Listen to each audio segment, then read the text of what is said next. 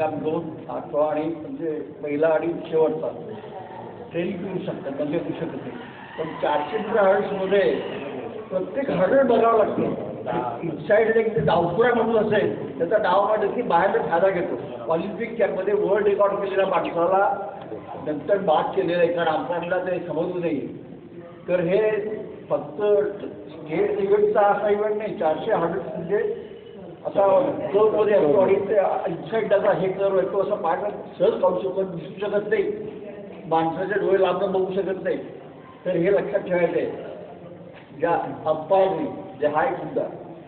दुसरा मुद्दा तुमचा जे जजिंग सांगितलं जजिंग माहिती नाही काय अजून. तर फिनिशिंग प्लेन म्हटलं तुम्हाला, पण हल्लीचे काही काही खेळून काय तर लोक आधी पुढे जातात. लोकांना वाटतं की टच झाला तो याच्या खाली गेलेला पडला तरी समजा आणि त्याचं छाती लागलेली असेल तर तो माणूस फिनिश केला असं होत नाही. पण तो ट्रॅकवर पडला आणि त्याची छाती लागलेली असली तर त्याची संपूर्ण ट्रॅकची रेषा ओलांडली पाहिजे असं गरज नाही आहे. ज्याची टॉर्सो त्याच्यामध्ये क्रॉस झाला की रेस संपलेली. हे फक्त बाहेर मुद्दे आहेत म्हणजे त्याला तुम्हाला अनुभवायचं असं नाही. दुसरं आणखी एक महत्त्वाचा मुद्दा आपल्याकडे क्लार्कन्स कोर्स किंवा जजेसनी सुद्धा लक्षात ठेवणं पाहिजे असते नाही. ज्याला आपण म्हणतो लीड ऑर्डर. प्रत्येक जजकडे कुठल्या लेनमध्ये कोणत्या नंबर भाग घेणार हे आधी लिहिलेलं पाहिजे. आता एका रेसमध्ये 55 नंबर आहे आणि एका त्यामध्ये 501 अलीकडे एक 500 दुसरीकडे आहे. तर 55 लिहिताना 55 ऐकली 555 505 आणि एका 55 लिहिलं. नेमकं कोणतं आहे हे तुम्हाला नेमकं माहिती पाहिजे. म्हणजे त्या जजनी कोणता माणूस कुठल्या रेसमध्ये पळतो हे त्याला आधी माहिती पाहिजे आणि त्याला नंबर घेता आला नाही. कॉम्पिटिशनमध्ये काय होतं की स्पर्धेमध्ये एक नंबर निघून जातो कुठे काही इतकी फास्ट असते काही काही वेळा तर नंबरच कळत नाही. तर तो आपला नंबर लिहिलेला आहे तो बरोबर आहे की आपल्याकडे माहिती आहे. लेन नंबर 355 लेन नंबर 466 लिहिलेलं असं आपल्याकडे असलं की तुम्ही तिसरा काढलाय ना तर तुमचा नंबर 505 आहे का 55 अनेक कळलं नाही. आपल्याकडे लेन ऑर्डर असते इमिजिएटली तुमचं काम सोडलं. म्हणजे हे एक ठीक म्हणतो म्हटलं की you must assure that you must get lane order before the rest आपलं. म्हणजे मग तुमचे काहीतरी गोंधळ होतो ना की कुठला नंबर पहिला होता कुठला दुसरा होता एवढंच नाही. बाकी ह्या तसा मुद्दा नाही आहे. पण मी तुम्हाला ती बारीकशी सांगतोय ऑलिम्पिकमध्ये सुद्धा गोंधळ झाली चालू. काल टॉपवरती 44.9 टायमिंग नाही होतं. 1964 ऑलिम्पिकमध्ये एक होतं त्यावेळेस. आणि त्याच वेळेला इंग्लंडच्या आपल्या अमेरिकेच्या डेव्ह डेव्हिसनी तेवढंच टायमिंग घेऊन. पण त्यावेळेस टीममध्ये नेक वॉज इन्क्लुडेड त्यावेळेस आणि ती नंतर नेक काउंट लागली म्हणून त्या एकाने जे नेक लागली होती आणि एकाचा हे लागलं दोघांचंही बरोबर आहे. Neck is also part of torso. पण तो आता हल्ली काउंट टाकला नेक हँड्स फीट हे कुठलेही याचा विचार घ्यायचा नाही. फक्त इथपासनं इथपर्यंत भाग आणि हा पुढला भागापासून. तर एवढंच फक्त मला ॲडिशनल बाकी तरी सर्वसमावेशन घेतलेलं आहे. फक्त एक आणखी मुद्दा सांगायचं म्हणजे जी पण म्हणतात तर ते तसं रेस सुरू व्हायच्या आधी टाइमकीपर जजेस एव्हरीबडी इज रेडी किंवा race zone officials are ready at their place. हे सगळं ॲक्सेप्टेड झाल्यानंतरच त्या रेस व्हायला पाहिजे. आणि हे काम अनाऊन्सर चांगला करू शकतो. त्यांनी अनाऊन्स केलं की बाबा number 3 zone are you ready immediately number 5 zone ready.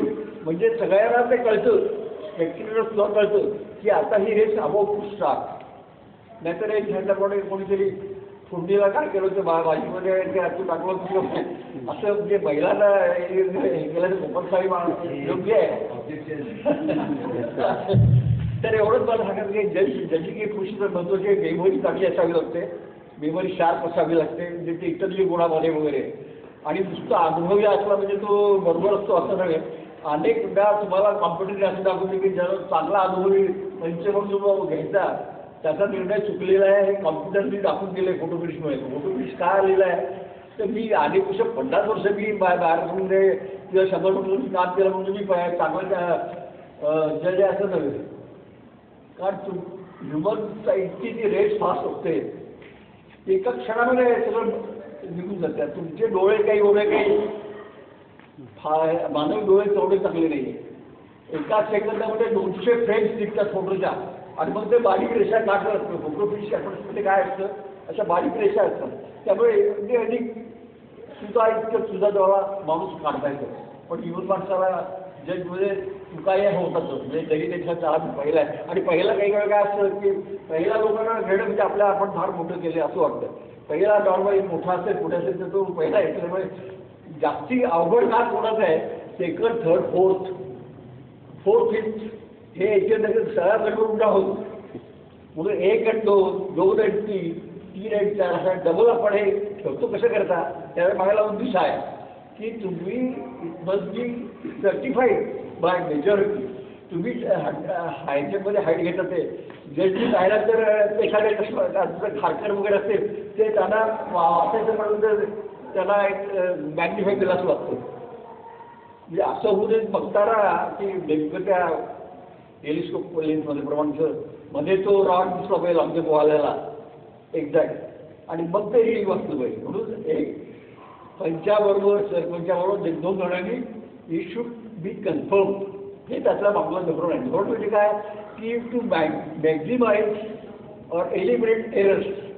चुका या होतातच आणि ते होणारच. म्हणजे मी जरी आत्ता तुम्हाला लेक्चर दिलं की माझ्याकडे चूक होणार नाही असं काही नाही. चूक आहे होणार, आणि चूक आलं तर तुम्ही शिकता. ते बाकी त्यांनी सगळा रिव्ह्यू घेतलेला आहे. फक्त ॲडिशन मी तुम्हाला एवढं 400 मीटर हॉर्डचं सांगितलं. बाकी जजिंग म्हणजे मेमरी चांगली पाहिजे. त्याची काही मुद्दा ऑब्विस आला की बरोबर लिहायची. काही लोक बोर्ड लिहितात, काही लोक लाईनमध्ये लिहितात. बुद्धीसाठी मागच्या वेळेस फक्त त्यांचं काम असेल एवढं ठीक आहे. बाकी आता टाईपकिपर जे इकडे अनुभवी लोक आहेत त्यांना आणखी काही वाटलं तर ते टाईपकिपर म्हणजे सूचना देऊ शकतील. आणखी ते मगाशी त्यांनी टाईपकिपरच्या ऑप्शन, पण जजेसच्या बाबतीत तसं नाही आहे. जज 100 मीटरच्या रेस स्टार्ट होते तेव्हा जास्त लक्ष तिकडे पाहिजे, आणि 10 मीटर अलीकडे येतो पण रिकर वॉच द रेस. पण 10 मीटरपर्यंत तो आला then he should shift his vision towards the finishing play. हे फक्त जजच्या बाबतीत आहे, टाईमकीपरच्या बाबतीत नाही आहे. तर हा एक मुद्दा महत्त्वाचा आहे की त्याचं लक्ष त्यावेळेला शेवटच्या 10 मीटरमध्ये प्लेमध्ये पाहिजे. बाकी मला काय ॲडिशनल करा तसं मायनस हारी पॉईंटमध्ये असतात कधी कधी.